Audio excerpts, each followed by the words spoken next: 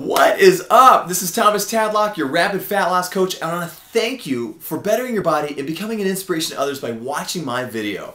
I'm sure you understand what happens when you do a really intense workout.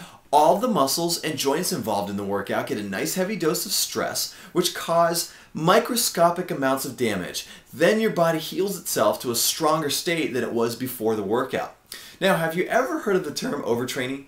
This is a state when you consistently inflict more stress than your body can heal completely from. Instead of getting stronger and stronger, your body gets weaker and weaker because the healing is never able to complete before the next strong dose of stress from a hard workout is induced. It's kind of like getting a scrape on your arm, and then you get another one just as bad before it's fully healed. A few weeks of this and you'll end up with a really nasty arm. Now, in this video, I'm going to go over the signs of overtraining, because if you are overtraining, it will slow your fat loss in the long run. In part 2, I will go over what to do about it, and finally in part 3, I will go over how to avoid it. Now, just to make it clear, there are a lot of symptoms of overtraining. I'm going to go over the big, important ones. These are symptoms that are more unique to overtraining and are not commonly mistaken for other things. One big one is feeling really weak when you work out. Now, it's not unusual to feel like that during a workout once in a while, but if you are just feeling super weak, your endurance isn't what it usually is, and it's been like this for more than a week, there's a good chance that your body is in a state of overtraining.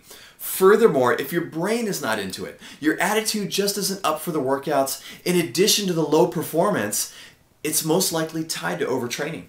Overtraining is something you want to avoid like the plague. Now, the first step is being aware as soon as possible when you are overtraining, because if it's caught early, it can be fixed very quickly.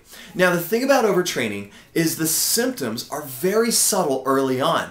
So here's your action task. Create a journal for yourself, if you don't have one already. For every day of your training, grade yourself on a scale of 1 to 5. 5 being best ever, 3 being average, and 1 being the worst ever, on the following. Number 1, how was your endurance? Number 2, how was your strength? And number 3, how was your attitude? If your score was below 3 in all 3 of those indicators for 7 consecutive days, then it's time to make some changes. I'll go over that in part 2. I hope you do it. And I want to thank you so much from the bottom of my heart for taking the time to watch this video and become an inspiration to others. This is Tadlock, your rapid fat loss coach, and I am out.